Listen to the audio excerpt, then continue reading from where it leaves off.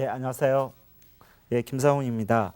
이번 시간에는 이 창업 관련해서 이 창업의 공급 시장에 대해서 구체별로 좀 얘기해 보는 이런 시간으로 마련을 했습니다. 즉, 지금 2007년 입장에서 2007년 시점에서 대한민국 창업 시장이라고 하는 이런 업종별, 특성별 상권들이 지금 어떻게 움직이고 있는가 이거를 좀 말씀드리려고 하는데요. 2007년 현 시점 얘기에 앞서서 이 상권은 생물처럼 계속 움직인다는 얘기죠. 이를테면 대부분의 창업자들에게 제가 창업 현장에서 도대체 요즘 사업이 좀 어떻습니까? 이렇게 여쭤보면 한결같이 열의 9분 정도는 요즘 어렵습니다. 장사 안 됩니다. 이런 말씀을 많이 하시죠. 그러면 도대체 언제가 잘 됐습니까? 이렇게 여쭤보면 그래도 지금으로부터 한 15, 16년 전, 즉 한 88 올림픽 무렵에서 90년대 초반 이 정도가 창업시장에서 그래도 좀 장사가 됐던 것 같은데요. 이런 말씀을 하신단 말이에요. 근데 그 시점에도 제가 창업시장에 있었기 때문에 그때도 제가 여쭤봤죠. 요즘 장사가 어떻습니까? 그러면 그때도 장사 안 된다고 그랬거든요. 그러면 그 대부분의 자영업자들이 느끼고 있는 지금 한 88 올림픽 무렵부터 90년대 초반, 지금으로부터 한 16, 7년 전 그때 우리 대한민국 상권에서 가장 잘 되는 아이템이 과연 뭐였을까? 이런 걸 반추해 본다면 앞으로 우리 지금 2007년 이런 앞으로 이후 우리나라 상권에서 어떤 아이템이 뜰 건지 이런 부분을 가늠하는 어떤 척도가 될 수 있을 것 같아요. 그 당시에 가장 대표적으로 장사가 잘 됐던 아이템 4가지를 말씀드린다면 첫째는 너나 없이 현금 투자 금액 한 5, 6억 내지는 한 10억 정도 있다 그러면 너나 없이 사실은 다 하고 싶어 했던 아이템, 불면의 호황 아이템이 이런 패스트푸드점이었습니다. 소위 말해서 햄버거 가게.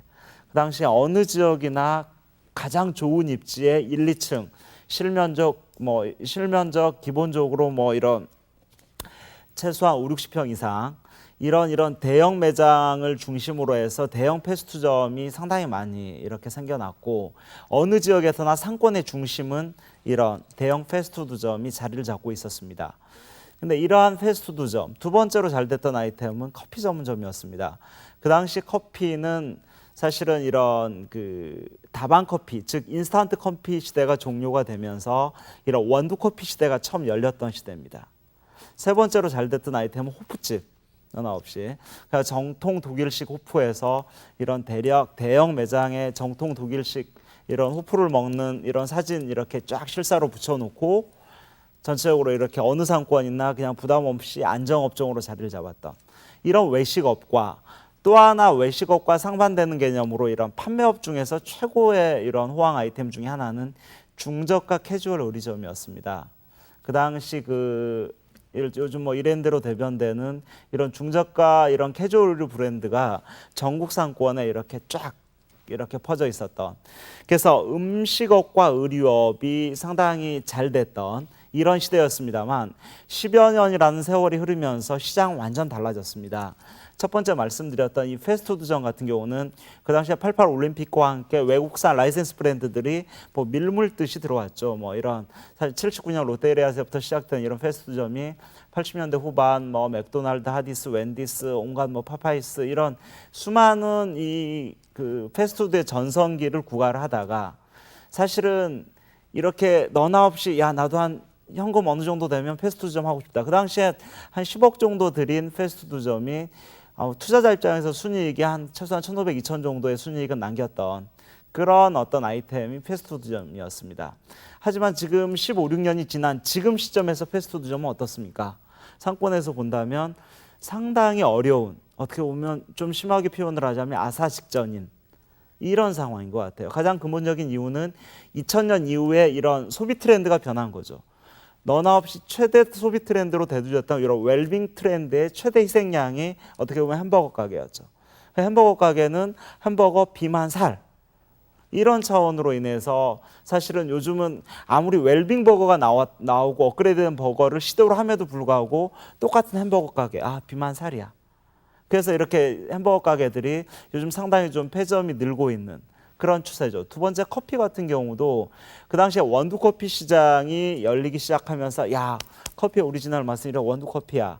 이런 시대였는데 자댕 도토루류의 이 원두 커피의 그 다음 버전은 고급 커피 시대로 갔습니다. 이렇게 요즘처럼 휴대폰이 대중화되지 않았던 시점에 테이블마다 전부 전화기 한 대씩 주고 전화 맘대로 쓰세요. 시내 전화만. 대신 커피 한 잔 6, 7천 원 주세요.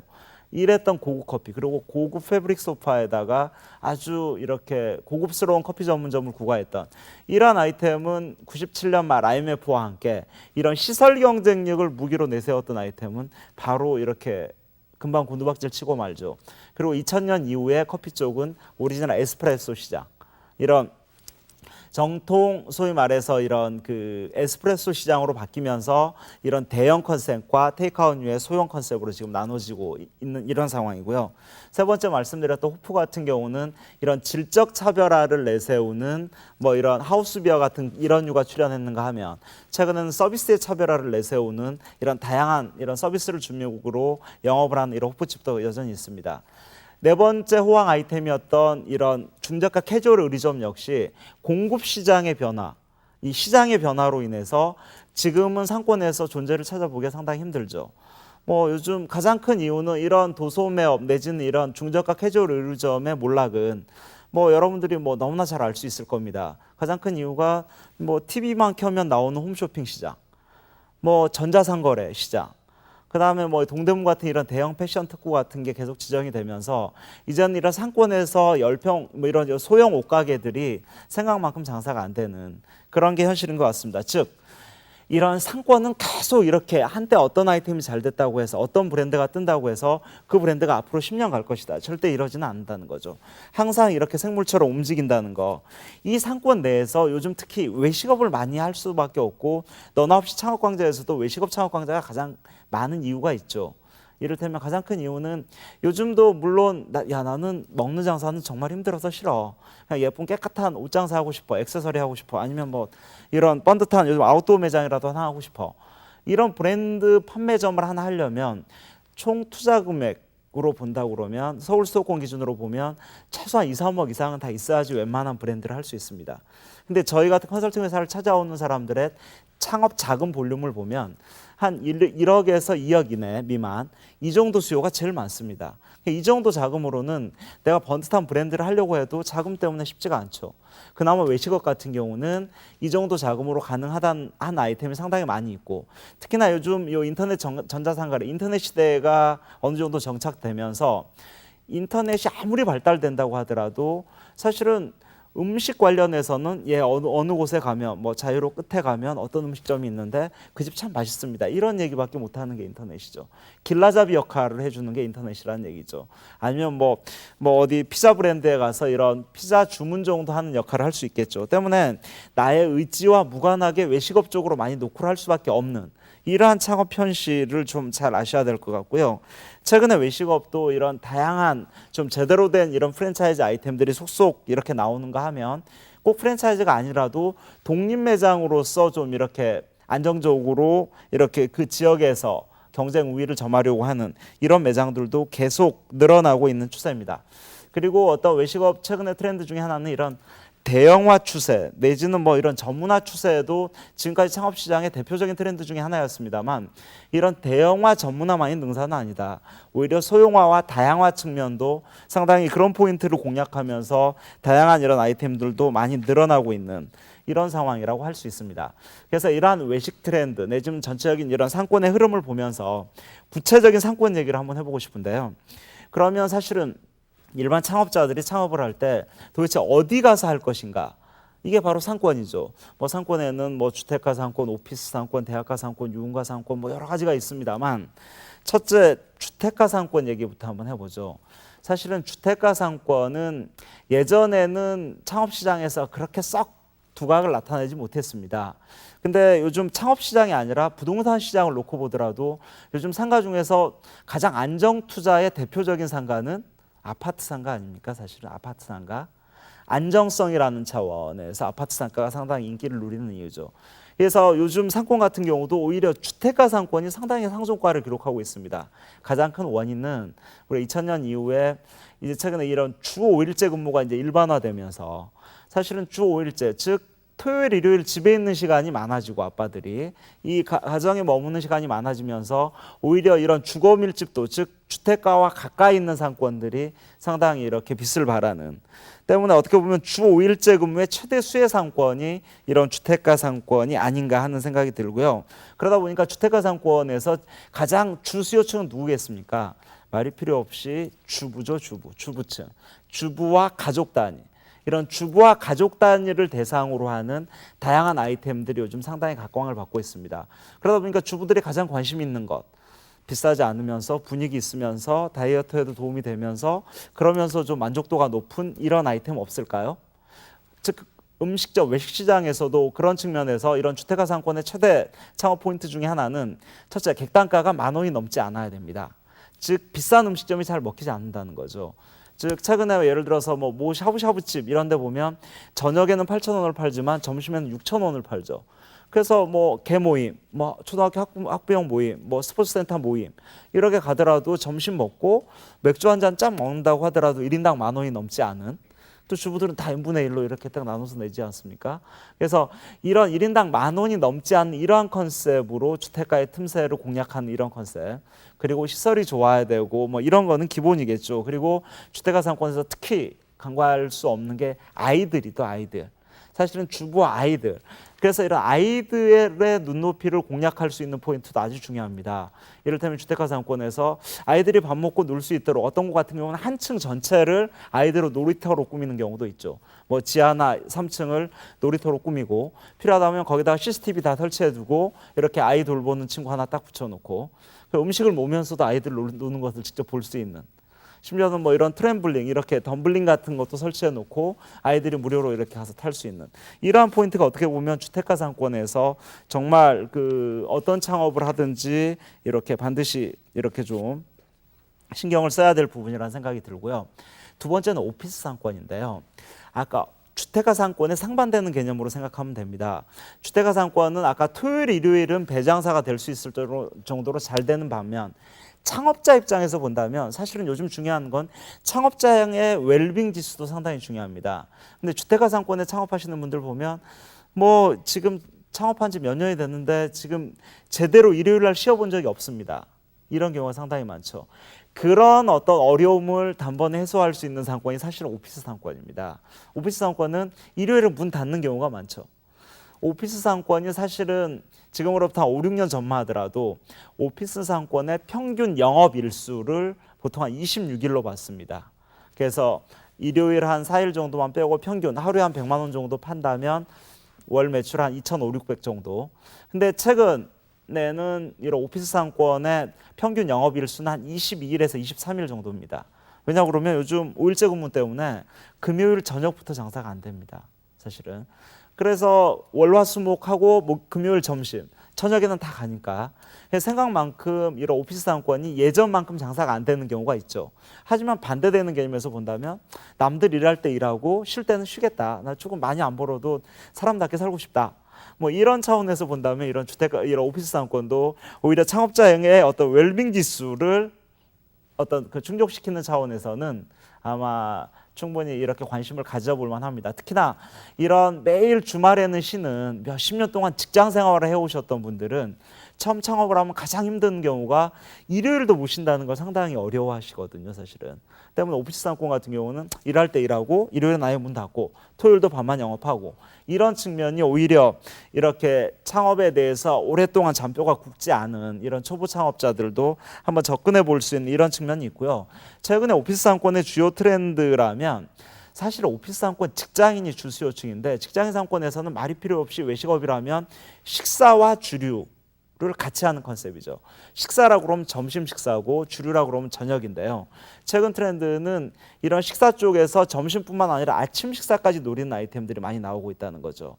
그리고 최근에 이런 직장인들의 편의성이라고 그러면 밥 먹는데 많은 시간을 투자하는 것보다 간단히 먹으려고 하는 수요가 많기 때문에 이런 패스트푸드형 국밥집 같은 간단하게 먹지만 가격 저렴하고 금방 먹을 수 있는 이런 아이템들이 오피스 상권에서 상당히 좀 이렇게 두각을 나타내는 이런 측면은 분명히 있습니다. 하지만 오피스 상권 같은 경우는 식사류만 하다 보면 매출의 한계가 분명히 있을 수 있습니다. 이를테면 식사료 같은 경우는 아무리 많아야 뭐 객단가 5, 6천 원이죠. 5, 6천 원. 100명한테 팔면 5, 60만 원. 200명한테 팔아봐야 한 돈 100만 원 남짓 되기 때문에 사실은 한정된 시간, 즉 점심시간 같으면 12시에서 뭐 1시 반. 이 시간 내에 집중적으로 점심 매출을 담보를 해야 되고, 그다음에 저녁 시간 같은 경우 간단하게 이렇게 회식 수요나 이런 수요를 담보를 해야 되는데, 식사 같은 경우는 저녁에 회식 수요를 끌어들이기가 쉽지 않은 경우가 많죠. 때문에 점심은 이렇게 상당히 인산인해를 이루면서 사람이 미어터지는데, 저녁 시간에는 한산한 경우, 대표적인 이를테면 칼국수 전문점이라든지 이런 아이템, 뭐 일식 돈가스라든지 이런 아이템들이 오피스 상권에서 고전하는 가장 큰 이유 중에 하나거든요, 사실은. 때문에 오피스 상권 같은 경우는 식사류와 저녁의 주류, 간단하게 이렇게 회식 수요를 동시에 담보할 수 있는 이러한 컨셉으로 사실은 그 아이템을 잘 공략할 필요가 있다는 생각이 들고요. 그리고 직장인들 같은 경우는 비록 호주머니가 가볍다고 하더라도 회식이라든지 이런 쪽으로 해서 눈높이가 아주 높습니다, 사실은. 예를 들어서 뭐 서울의 대표적인 오피스 상권이라고 하는 여의도 같은 경우만 가더라도 어느 집 1층도 아닌 뭐 2층, 3층 지하에 다 이렇게 음식점이 포진되어 있는데 어느 집을 가더라도 맛이 없는 집은 없거든요. 다 맛있습니다. 그러다 보니까 그 직장인들의 마음을 움직일 수 있는 감동 포인트가 뭔가, 이 부분이 사실은 오피스 상권이 상당히 좀 그 잘 판단을 해봐야 될 부분이라는 생각이 들고요. 세 번째로 말씀드릴 상권이 대학가 상권이죠. 야, 뭐 이런 주택가 주부 대상 사업하면 뭐 안정적으로 수익은 올릴 수 있지 모르지만, 야, 주부들 대상 영업하기 정말 어렵습니다. 이렇게 얘기하는 자영업자들이 참 많죠. 야, 한 번 앉으면 2시간 넘어요. 앉으면 3시간이에요. 이런 분들이 많죠. 하지만 그런 부분들에 대해서 피곤해하고 이러면 주택가 상권 주부들 대상으로 하지 않아야죠. 그런 분들은 야, 난 주부 말고 아예 젊은 층 대상으로 하고 싶어. 그럼 대학가로 공략할 수 있죠. 대학가 상권에서 가장 중요한 포인트는 사실은 대학가 상권 그러면 젊은이들, 요즘 대학생들이 더 돈 많다고 하지 않습니까? 알바도 많이 하고 이러기 때문에. 근데 대학가 상권을 선정할 때 가장 중요한 부분은 방학 때 과연 모이는 상권인가 그렇지 않은 상권인가. 이를테면 방학 때만 되면 다 빠져나가는 상권이 있고, 서울 내에서도 아니면 지방 대학가 상권 같은 경우는 특히나 그런 경우가 많은데요. 방학, 요즘 뭐 방학이 1년 중에서 거의 5달, 6달에 가깝죠, 사실은. 그러다 보니까 방학 때 다 아이들이 빠져나가 버리면 이건 뭐 1년에 6개월 장사다, 이런 얘기가 대학가 상권에서 나오는 얘기거든요. 때문에 대학가 상권에서는 반드시 방학 때도 사람이 모일 수 있는 상권, 뭐 이런 서울의 대학로라든지 신촌상권이라든지 이대상권이라든지 홍대상권이라든지 아니면 뭐 저쪽 이런 건대상권이라든지 이런 좀 상세력이 높은 상권 같은 경우는 그나마 대학가 상권이라도 상당히 괜찮은데, 그 외에 예를 들어서 좀 이 방학 때만 되면 썰렁해지는 이런 상권은 상당히 조심하셔야 된다는 생각이 들고요. 특히나 또 하나 대학가 상권 같은 경우는 이런 소비자들, 주수요층이라고 하는 대학생들, 어떻게 보면 가장 트렌드를 빨리 따라가고 유행에 무지 밝고, 그러다 보니까 이 대학가 상권에서 하나 컨셉을 가지고 앞으로 5년, 10년 해야 되겠다, 이런 생각은 버리셔야 됩니다. 뭐 시설이면 시설, 영업 방식이면 영업 방식, 메뉴면 메뉴, 모든 부분이 그때그때 트렌드에 맞게끔 빠르게 변화할 수 있는 이런 주인의 어떤 역량이 있어야 된다는 것. 즉 빠르게 변화하는 트렌드. 요즘 뭐 유행하는 드라마에서 어떤 분위기가 뜨더라, 그럼 바로 가게에서 이렇게 구현할 수 있는 이런 어떤 좀 대학생들의 톡톡 튀는 감수성을 따라잡을 수 있는 주인의 역량, 이런 부분을 충분히 감안을 해야 된다는 거고요. 또 하나, 그럼에도 불구하고 대학가 상권은 의외로 객단가가 낮은 음식이 먹히는 경우가 많습니다. 물론 대학생들, 돈 많은 대학생도 많이 있습니다만, 이를테면 뭐 저쪽 고대 개운사길이라든지 한양대 먹자상권이라든지 서울 같은 경우는 뭐 이런 데 가보면, 뭐 저쪽 부산 같은 경우는 부산대합상권이라든지 경성대합상권이라든지 이런 뭐 주요 대학가 상권에 가보면 아주 저렴한 음식점들이 대부분이죠.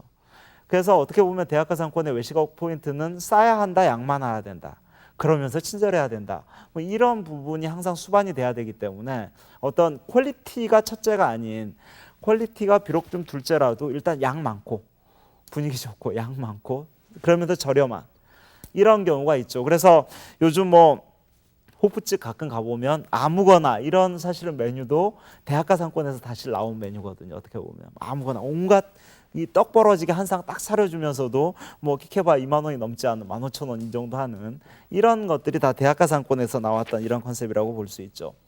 이런 그다음 포인트는 이런 유흥가 상권인데요. 유흥가 상권 같은 경우는 사실 초보자가 접근하기는 사실 쉽지는 않습니다. 유흥가 상권의 가장 큰 어려움 중에 하나는 거꾸로 살아야 된다는 거죠. 상권은 야간이니까. 그러니까 어떤 창업자의 웰빙 지수로는 어떤 그 상권에서 보면 유흥가 상권, 업종 중에서는 주류 관련 업 이런 쪽이 대표적으로 거꾸로 살아야 되는 일이죠. 즉, 뭐 오후 한 5시, 6시에 문 열어서 새벽 5시, 6시까지 해야 되는. 근데 거꾸로 살다 보면 이런 건강지수, 웰빙 지수는 많이 떨어질 수밖에 없죠, 사실은. 그리고 특히나 이런 거꾸로 살다 보니까 이런 자녀 교육이 제대로 안 되는, 매일 미안하니까 아이들한테 돈만 주고 아이들은 산으로 올라가고 비행기 타고 있는 이런 경우도 사실은 왕왕 있습니다. 때문에 유흥가 상권을 선택을 하실 때는 어떤 좀 거꾸로 살아야 된다는 부담, 또 하나 경기만 좋다면 유흥가 상권이 아주 재밌습니다. 특히나 유흥가 상권의 대표 아이템 중에 하나인 예를 들어서 주류 중에서도 특히 양주 매출 이런 건 뭐 상당히 이렇게 웬만큼 분위기 갖춰놓고 제대로만 한다면 어떤 폭발적인 매출액을 이렇게 기록하는 이런 경우도 있습니다만 초보 창업자가 처음부터 그러기는 아마 쉽지 않을 것이다. 특히나 이런 유흥가 상권의 요즘 가장 어려움 중에 하나는 이런 소비 트렌드 중에서 차수 문화가 없어졌죠. 차수 문화. 예전에는 1차 밥집, 뭐 1차 커피집, 2차 밥집, 3차 노래방, 4차 호프집, 뭐 5차 뭐 이런 식의 이런 차수 문화가 이런 직장인들 수요에 상당히 많이 자리 잡고 있었습니다만 요즘 이런 차수 문화가 상당히 많이 사라져 있는, 그래서 들어간 곳에서 밥도 먹고 술도 먹는, 그리고 좀 더 간다면 야, 노래방이나 한번 갈까?